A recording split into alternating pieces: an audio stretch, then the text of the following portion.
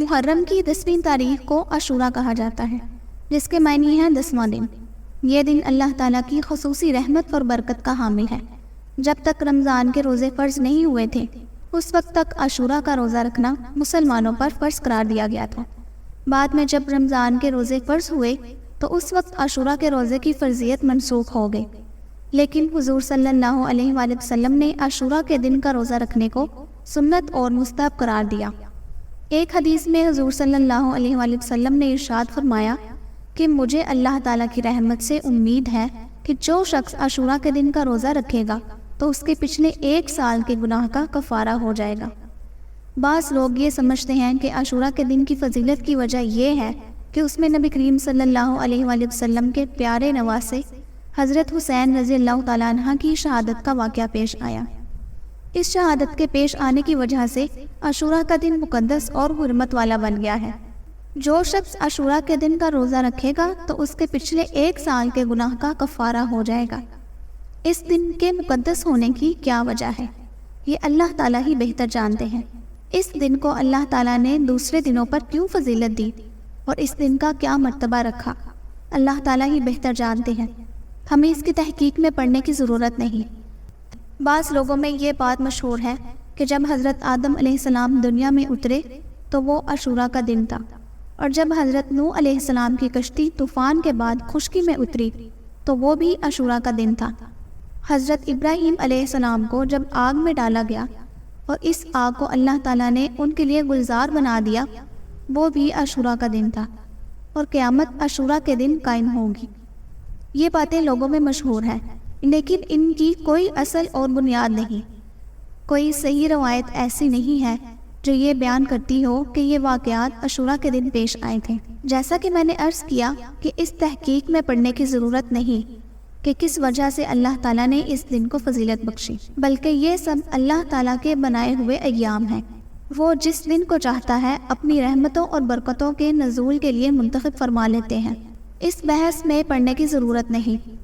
البتہ اتنی بات ضرور ہے کہ جب اللہ تعالیٰ نے اس دن کو اپنی رحمت اور برکت کے نزول کے لیے منتخب کر لیا تو اس کا تقدس یہ ہے کہ اس دن کو اس کام میں استعمال کیا جائے جو کام نبی کریم صلی اللہ علیہ وآلہ وسلم کی سنت کے مطابق ہو۔ اس میں ایک مسئلہ اور بھی ہے، وہ یہ کہ حضور صلی اللہ علیہ وآلہ وسلم کی حیات طیبہ میں جب بھی عاشورہ کا دن آتا آپ صلی اللہ علیہ وآلہ وسلم روزہ رکھتے، لیکن وفات سے پہلے جو عاشورہ کا دن آیا تو آپ صلی اللہ علیہ وآلہ وسلم نے عاشورہ کا روزہ رکھا، اور ساتھ ہی یہ بھی فرمایا کہ 10 محرم کو ہم بھی روزہ رکھتے ہیں اور یہودی بھی روزہ رکھتے ہیں۔ اور یہودیوں کے روزہ رکھنے کی وجہ یہ تھی کہ اس دن بنی اسرائیل کو اللہ تعالیٰ نے حضرت موسیٰ علیہ السلام کے ذریعے فرعون سے نجات دی تھی۔ اس کے شکرانے کے طور پہ یہودی اس دن روزہ رکھتے تھے۔ بہرحال حضور صلی اللہ علیہ وآلہ وسلم نے ارشاد فرمایا کہ ہم بھی اس دن روزہ رکھتے ہیں اور یہودی بھی اس دن روزہ رکھتے ہیں، جس کی وجہ سے ان کے ساتھ ہلکی سی مشابہت پیدا ہو جاتی ہے۔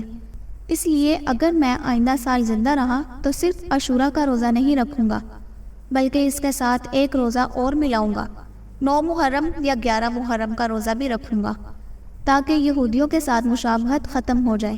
لیکن اگلے سال عاشورہ کا دن آنے سے پہلے حضور صلی اللہ علیہ وآلہ وسلم کا وصال ہو گیا، اور آپ صلی اللہ علیہ وآلہ وسلم کو اس پر عمل کرنے کا موقع نہیں ملا۔ رسول کریم صلی اللہ علیہ وآلہ وسلم کے اس ارشاد میں ہمیں ایک اور سبق ملتا ہے، وہ یہ کہ غیر مسلموں کے ساتھ ادنا مشابہت بھی حضور صلی اللہ علیہ وآلہ وسلم نے پسند نہ فرمائی، حالانکہ وہ مشابہت کسی برے اور ناجائز کام میں نہیں تھی، بلکہ ایک عبادت میں مشابہت تھی کہ اس دن جو عبادت وہ کر رہے ہیں اسی دن ہم بھی وہی عبادت کر رہے ہیں، لیکن آپ صلی اللہ علیہ وآلہ وسلم نے اس کو بھی پسند نہ فرمایا۔ کیوں؟ اس لیے اللہ تعالیٰ نے مسلمانوں کو جو دین عطا فرمایا وہ سارے ادیان سے ممتاز ہے اور ان پر فوقیت رکھتا ہے، لہٰذا ایک مسلمان کا ظاہر و باطن بھی غیر مسلم سے ممتاز ہونا چاہیے۔ اس کا طرز عمل، اس کی چال ڈھال، اس کا سراپا، اس کے اعمال، اس کے اخلاق، اس کی عبادتیں وغیرہ ہر چیز غیر مسلموں سے ممتاز ہونی چاہیے۔ چنانچہ احادیث مبارکہ میں حکم جا بجا ملے گا کہ حضور صلی اللہ علیہ وآلہ وسلم نے فرمایا کہ غیر مسلموں سے الگ طریقہ اختیار کرو۔ چنانچہ فرمایا مشرکین جو اللہ تعالیٰ کے ساتھ دوسروں کو شریک ٹھہراتے ہیں ان سے اپنا ظاہر و باطن الگ رکھو۔ جب عبادت، بندگی اور نیکی کے کام میں بھی نبی کریم صلی اللہ علیہ وآلہ وسلم نے مشابہت پسند نہیں فرمائی، تو اور کاموں میں اگر مسلمان ان کی مشابہت اختیار کریں تو یہ کتنی بری بات ہوگی۔ اگر یہ مشابہت جان بوجھ کر اس مقصد سے اختیار کی جائے کہ میں ان جیسا نظر آؤں تو یہ گناہ کبیرہ ہے۔ حضور صلی اللہ علیہ وآلہ وسلم نے ارشاد فرمایا، جو شخص کسی قوم کی مشابہت اختیار کرے وہ اسی قوم کے اندر داخل ہے۔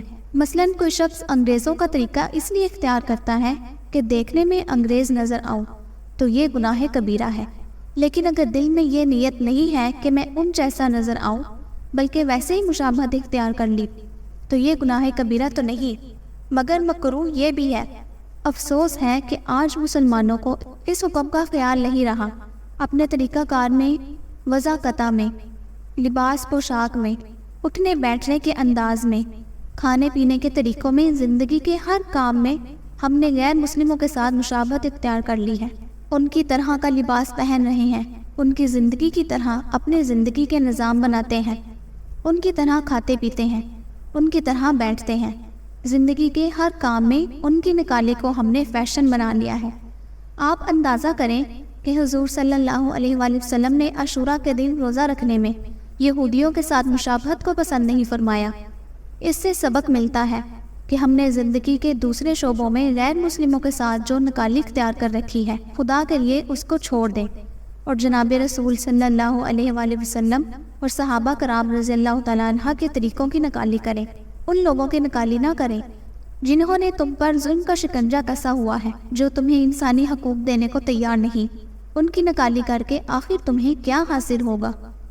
ہاں، دنیا میں بھی ذلت ہوگی اور آخرت میں بھی رسوائی ہوگی۔ اللہ تعالیٰ ہر مسلمان کو اس سے محفوظ رکھے، آمین۔ بہرحال اس مشابہت سے بچتے ہوئے عاشوراء کا روزہ رکھنا بڑی فضیلت کا کام ہے۔ اللہ تعالیٰ اپنے فضل و کرم سے اس مہینے کی حرمت اور عاشوراء کی حرمت اور عظمت سے فائدہ اٹھانے کی ہم سب کو توفیق عطا فرمائے اور اپنی رضا کے مطابق اس دن کو گزارنے کی توفیق عطا فرمائے، آمین۔